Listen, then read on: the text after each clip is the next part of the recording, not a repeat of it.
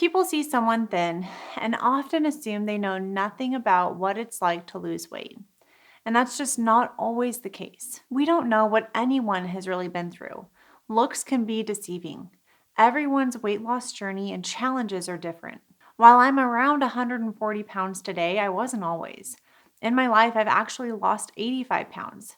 This episode is covering a little mindset tip that helped me get there along the way. Now, first off, I've never lost 85 pounds at once. My highest non pregnancy weight was 160. I lost 15 pounds over the course of several years after physical therapy school and got to around 145. I had two 35-pound weight losses after each of my pregnancies. That adds up to 85 pounds lost over the last 10 years, and no one would ever know unless I told them. If you've followed me for a while, you likely know the low insulin and inflammation strategies I use to lose the weight. If you're new, I'll link to a playlist in the description to help you get familiar with the strategies. But one thing I think is so commonly overlooked when it comes to weight loss, and something that really has helped me lose and maintain my weight, is saying no. Editing my life down to the essentials and stopping everything else. One saying I use often in this process of refining is, if it's not a hell yes, it's a hell no. Had I not simplified my life significantly, I would not have had the emotional bandwidth or physical energy to focus on my weight loss or health goals. And for me, it's never been about the weight. It's always been about how I feel. I want to feel strong, fit, healthy, and confident. I don't care what the scale says. I probably only weigh myself once a month at the most. It's kind of like Marie Kondo's KonMari organizing method. Her website describes this process as a simple but effective tidying method, ensuring you will never relapse to clutter. It uses a unique selection criterion, choosing what sparks joy. You are not choosing what to discard, but rather choosing to keep only the items that speak to your heart. Through tidying, you can reset your life and spend the rest of your life surrounded by the people and things you love the most. So think of this as tidying your life instead of your closet. And we're working more like Michelangelo did when he made the statue of David. He said, "I created a vision of David in my mind and simply carved away anything that was not David." He said no to everything that wasn't David. We are carving away everything that is not in line with the best version of yourself you see in your head and feel in your heart. So how do we do this? Practically speaking, you can divide your time into 4 buckets. The first are time wasters. The second is home. The third is extracurriculars. And the fourth is work. I'll give some examples from each for how I've said no to create more time and space in my schedule to focus on my health. Margin time is required for weight loss. There is no way around it. Everything you say yes to, you are saying no to something else, and usually that something is you, your time, your energy, your attention. It's critical to guard all 3 and use them in a way that is most effective to reach your goals. Let's start with the time waster bucket. The most obvious is social media and TV. Mindlessly scrolling through your phone, looking at TikToks, Instagram, Facebook, YouTube, or Pinterest. Be honest with yourself. How much time are you wasting each day on social media? 20 minutes, 30 minutes, 60 minutes? You are saying yes to this mind-numbing activity and no to something more productive. Make a social media screen time goal and modify your environment to reach it. I deleted Facebook and Snapchat from my phone. I would have deleted Instagram if I didn't use it for a business, and for a while I deleted Pinterest.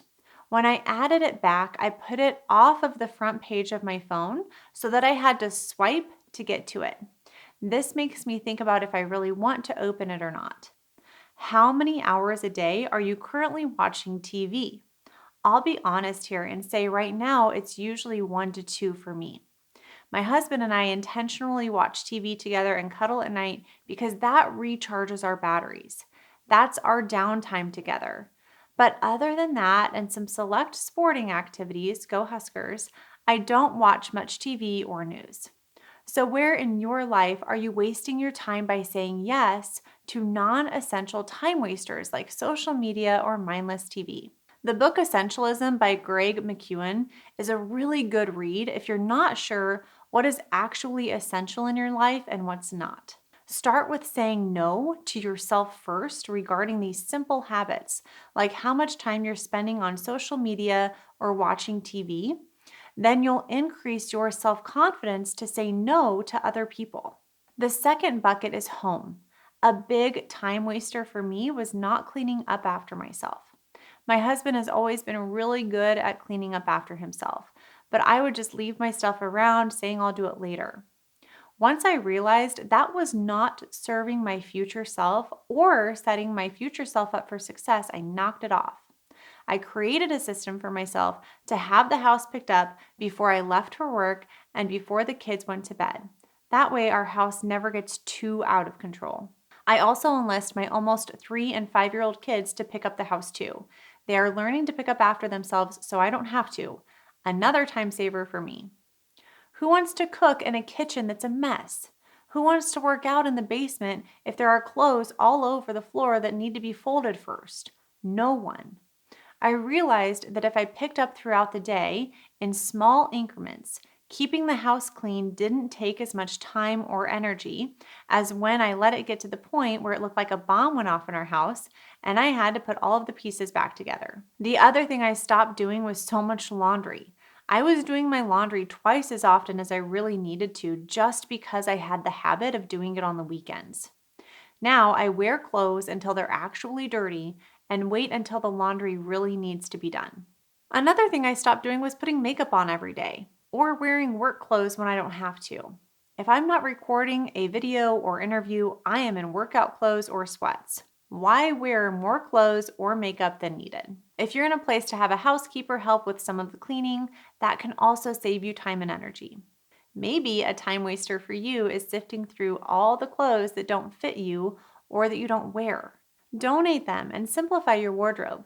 Say no to the clothes that you don't feel great in and simplify your mornings. Or maybe you clean your home more often than it really needs to be cleaned. How could that time be better spent on your health? Another way I started saving time was to completely stop checking my personal email. I have almost 2,000 unread and unanswered emails in my personal inbox. I probably just gave some of you a mini heart attack. What many don't realize is that what goes in tandem with saying no and creating stronger boundaries around your time is getting over the fear of missing out and the fear of criticism. Both are required parts of this time management journey. Now, I keep my work email very clean, but let go of that fear of missing out on anything in that personal inbox.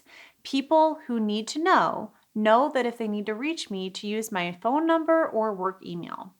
So, where in your home are you not using your time as wisely as it could be? Where are you wasting it? Time is your most precious resource, so please use it wisely. The next bucket was extracurricular activities. I love the saying, if the devil can't make you bad, he'll make you busy. Busy is so glorified in our society, and it's something that my husband and I actively resist for ourselves and our kids. I used to teach jazzercise, and after I had my son and started this business, that had to go. It took too much mental energy. I stopped going to our local PEO meetings because they're at 7 at night, and that's bedtime for our kids and wind down time after that for me. We were in a life group at church that met Friday nights at 7, but because of that bedtime and downtime, we slowly let that go. We still go to church on Sunday and we love connecting with people from that life group, but we had to stop the regular commitments. We've said no to starting a life group and going to another life group to guard our margin time as a family. If we aren't strong as a family, we don't have much to give to other families. For us, that margin time is so precious, and we need it to invest in our own marriage and relationships with our children. I used to call my friends a lot more than I do now. For a few of them, we are very intentional to meet up about once a quarter, and we get to catch up all we want to then.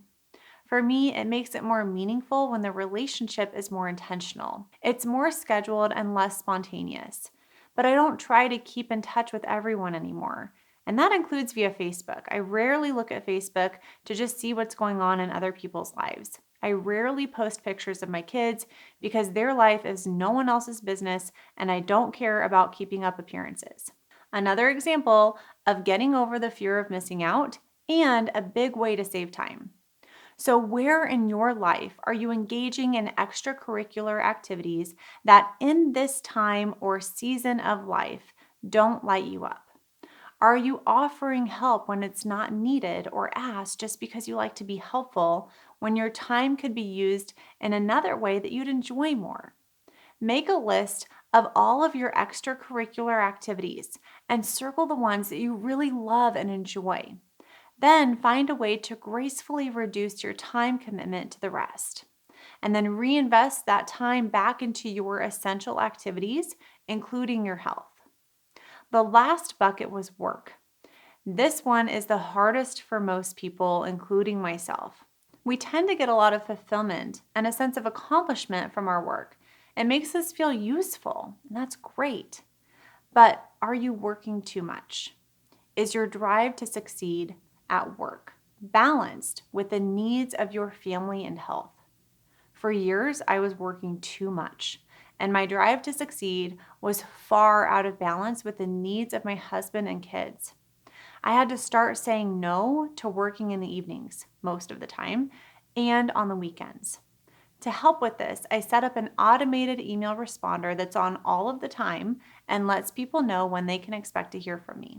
I started leaving my laptop out of sight and moved my email off of the front screen of my phone to the back so that I'd have to scroll to see the app. And I turned all email notifications off so that I wouldn't be activated to want to check them when I was home with my family. I have so many ideas for Zivli that won't manifest for years. I have to say no to 99 out of 100 of my ideas to stay focused on the best ones and balanced with my health and relationships. So, what work-related activities are you doing that are not essential? This is especially important to consider if you are in any level of management.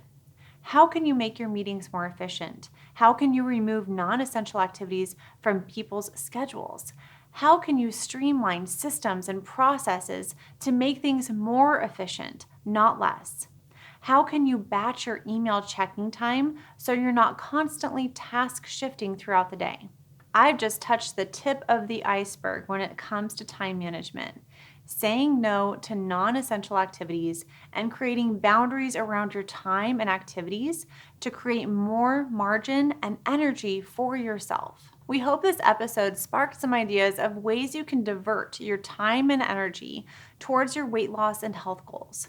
If it did, be sure to let us know in the comments. Subscribe to this YouTube channel, follow the podcast if you're listening on there, and share it with a friend.